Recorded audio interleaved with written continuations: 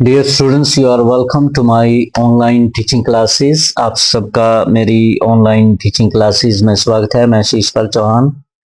आज मैं आप सबके लिए द बिलवेड चैरिटियर के लॉन्ग क्वेश्चन आंसर्स लेके आया हूँ। और the beloved charioteer is written by Shashi Deshpande. Shashi Deshpande के द्वारा लिखित ये शॉर्ट स्टोरी है और बीए पार्ट 1 सेमिस्टर 2 के लिए ये है। Discuss how Shashi Deshpande has taken up the issue of exploitation of women in male dominated society. Shashi Deshpande ने किस तरह से ये थीम लेके वो चले हैं इस कहानी में कि मेल डोमिनेटेड सोसाइटी में, पुरुष प्रधान समाज में किस तरह से महिलाओं का शोषण होता है, उसके बारे में ये कहानी है, शॉर्ट स्टोरी है।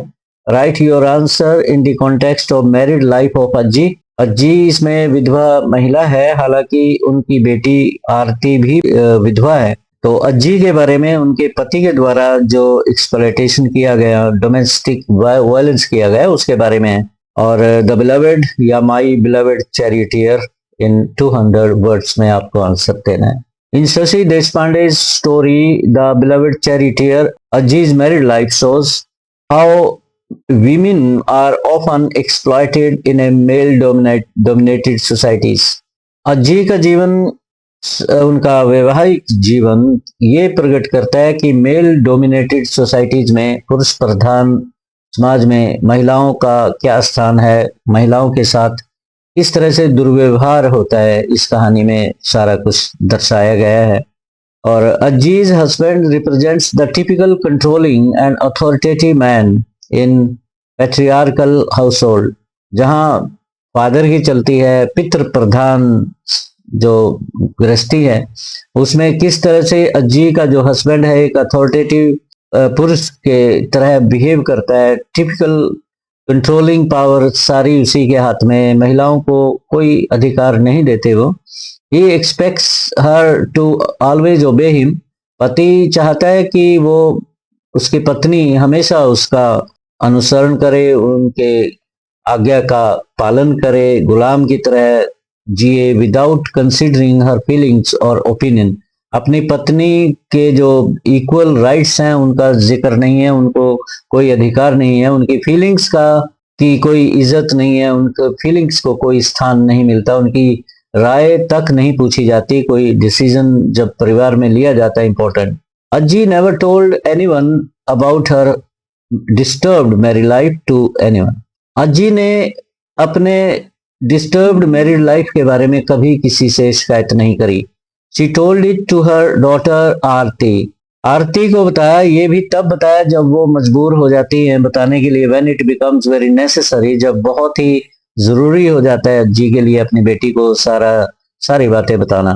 She told her that she always cared for her husband's every comfort, his likes and dislikes। अज्जी ने बताया अपनी बेटी को, आरती को, कि किस तरीके से उन्होंने अपनी पति की सभी इच्छाएं पूरी करी, उनके दुख सुख में, उनके आराम में, कंफर्ट का पूरा ख्याल किया, परंतु उन्होंने उसके बारे में कभी रेसिप्रोकेट नहीं किया, कोई ध्यान नहीं दिया उनके लाइक्स और डिसलाइक्स का। But he always proved cruel to her. हमेशा निर्दयी साबित हुए उसके लिए। He had to face her husband's cruel behaviour silently. चुपचाप उन्हें अपने पति का जो निर्दयी व्यवहार था वो सहन करना पड़ा था। She was given only 2 sarees of the colors she disliked। जिस कलर को वो नापसंद करती थी उसी कलर की वो 2 साड़ियां उन्हें साल में ला के देते थे। कभी नहीं पूछा कि कौन सी साड़ी तुम्हें पसंद है। He did never ask her about her choice and likings। कभी भी किसी मामले में उनकी इच्छा, उनकी चॉइस के बारे में बिल्कुल नहीं पूछा। At night, रात को, she was supposed not to disturb his sleep। रात को जब उसका पति सो जाता है तो उसको हुक्म है अज्जी को कि उसकी नींद हराम ना करे, वो नींद खराब ना करे। So she avoided coughing loudly so that his sleep may not be disturbed। अगर खांसी आ गई अज्जी को तो वो ऊंचा नहीं खांसती थी, अपनी खांसी को दबा लेती थी। She was even afraid of drinking water when she was thirsty। अगर प्यास लग गई रात को तो उठ के वो पानी लेने के लिए कि डिस्टर्ब ना हो जाए उसका पति, वो पानी भी नहीं पीती थी, प्यासी पड़ी रहती थी। She had to comb her hair before he woke up the next morning. अगले ही सुबह जैसे जागते हैं नींद से, तो पति के जागने से पहले उसे अपनी बालों को संवारना होता। कारण उन्हें स्टैंडिंग ऑर्डर थे पत्नी को कि मेरे उठने से पहले अपने बाल संवार के रखना, क्योंकि उन्हें महिलाओं के अनटाइडी हेयर, बिखरे हुए बाल अच्छे नहीं लगते।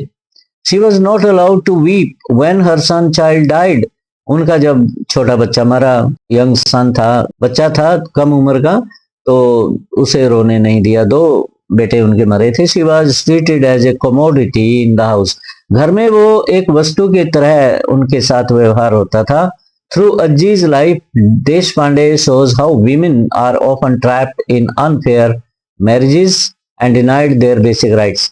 तो अज्जी की जीवन के माध्यम से शशि देशपांडे ये साबित करना चाहती हैं कि हमारे देश में आज भी इस तरह का व्यवहार होता है, और जो मैरिज है, जो पवित्र बंधन है, उसको किस तरह से एक जंजीर के रूप में प्रयोग किया जाता है और पत्नियों को गुलाम बना के रखा जाता है, और बेचारी सीधी सादी महिलाएं, अनपढ़ या बिल्कुल अच्छे संस्कारों वाली महिलाएं किस तरह से पुरुषों के जाल में फंस जाती है। The story encourages readers to think about these inequalities and challenges the traditional roles forced upon women.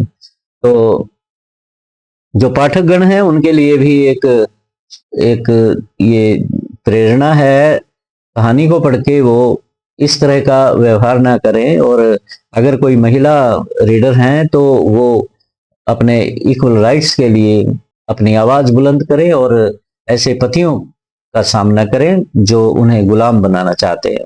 Second question काफी इंपॉर्टेंट है। Justify the title the beloved charioteer.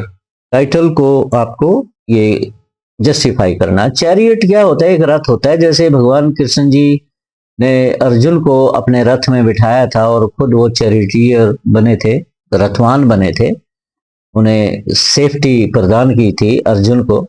The title The Beloved Charioteers holds significant symbolic meaning in Shashi देशपांडे's novel.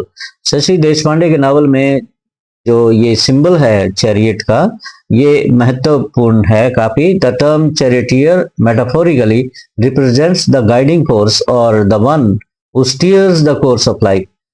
जो इसमें charioteer है, रथवान है, वो एक symbol है एक फोर्स का, एक गाइडिंग फोर्स का, जो नेतृत्व करता है और जीवन को स्टीयर करके सुरक्षित तरीके से आगे बढ़ाता है। In the context of the novel, इस नावल के कॉन्टेक्स्ट में the charioteer is often interpreted as the protagonist mother. जो आरती की माँ है अज्जी, उनके लिए चैरिटियर का सिंबल प्रयोग किया गया, वो रथवान है।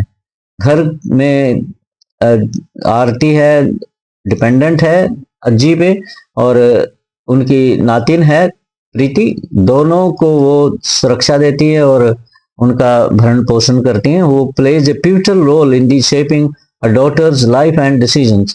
अपनी बेटी के जीवन में सुधार लाने के लिए, उनके डिसीजंस में उन्हें सचेत करने के लिए कि अपनी बेटी प्रीति का ध्यान रखो, अपने वर्तमान में जियो, उनको पास्ट में से निकाल के लाती हैं अपने एग्जाम्पल देके किसी भी तरीके से। जबकि आरती सुनने को तैयार नहीं है, बिल्कुल डिप्रेशन में चली गई है, और अज्जी की यही समस्या बनी हुई थी कि किस तरह से अपनी बेटी आरती को वो डिप्रेशन से बाहर निकाले।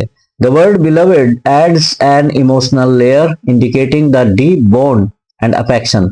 ये जो शब्द बिलवेड यूज किया गया है चैरिटियर के लिए, रथवान के लिए, इससे एक इमोशनल स्ट्रेंथ मिलती है that exists despite the conflicts and differences. आरती बिल्कुल भी पसंद नहीं कर रही है अपनी माँ को, कॉन्फ्लिक्ट है और इरिटेट हो जाती है अगर उसकी माँ उसे कहती है कि मोहल्ले में इधर उधर बात किया करो, बाहर घूम के आया करो, मन बदलेगा तुम्हारा। वो एकदम चिढ़ जाती है क्योंकि वो ब्लेम करती है अपनी मदर को कि उन्होंने, जब उनके पिता फादर, आरती के फादर बीमार थे, तो उनकी माँ ने, अज्जी ने बीमारी के बारे में कुछ नहीं बताया अपनी बेटी को। शादी हो गई थी आरती की, तो उसी एलिमेंट की वजह से उनकी डेथ हो जाती है। और आरती बहुत पॉजेसिव है अपने फादर को लेकर, फादर से असीम प्यार करती है। तब अज्जी ने आरती का ये जो भ्रम था अपने फादर के बारे में कि कितने अच्छे थे वो थोड़ा अपनी सारी बातें उन्हें बताई। The title also alludes to the Bhagavad Gita. Bhagavad Gita का भी इसमें रेफरेंस आता है, डायरेक्ट तो नहीं आया परंतु चैरिटियर इसमें है।